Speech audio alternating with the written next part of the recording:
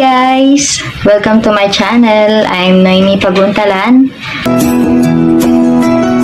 Don't forget to subscribe. Thank you.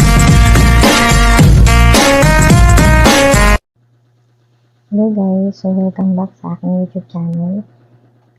Gusto kong pasalamatan yung patuloy na sumusuporta sa aking YouTube channel, sa mga nasa-subscribe, sa lahat ng nanonood. Thank you very much po. So ngayon naman po ang ipapakita ko po sa inyo sa video na to, ang aking nalalaman patungkol sa pagigitara. So natuto po ako mag-gitara since I was 18 years old. So, ang tuturo ko lang din po sa inyo yung basic. Kung paano po ako natuto mag-gitara. So, sa basic lang po muna tayo. So, unahin po natin yung parts ng gitara. Sunod po yung basic chords. Parts of guitar, headstock,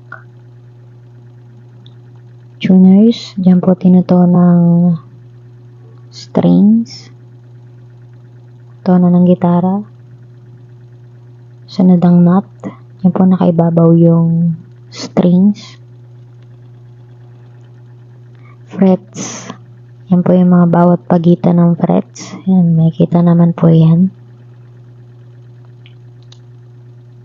Sunod po ang fretboard, yan, nasa pagitan din po yan ng frets. Fret markers, yan yung mga puti na bilog.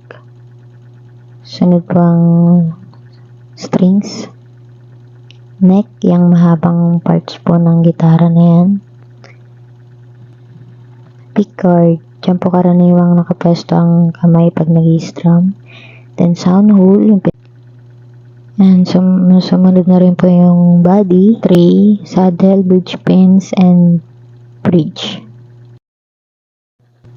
Importante po sa nagigitara ay hindi mahaba ang kuko para mailapat ng maayos yung daliri sa strings.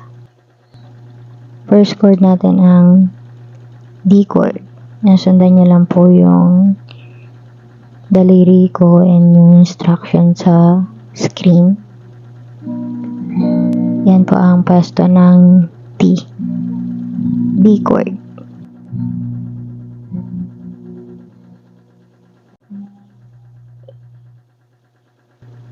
Next po natin ang A chord. Ganun lang din po. Sundan nyo lang din po yung pwesto ng daliri ko sa strings. And then yung instruction. So, ganyan po ako mag-A chord.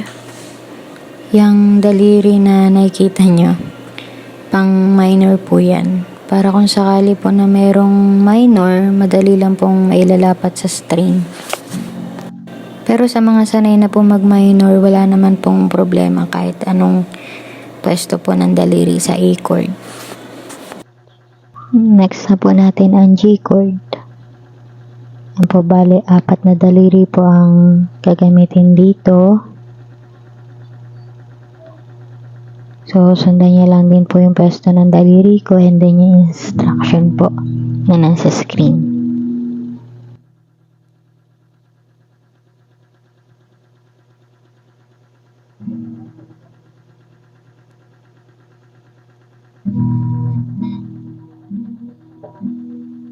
Tapos na po tayo sa 3 chords. Sana po may natutunan po kayo. Pa-follow na po para updated ka sa susunod na video. Thank you!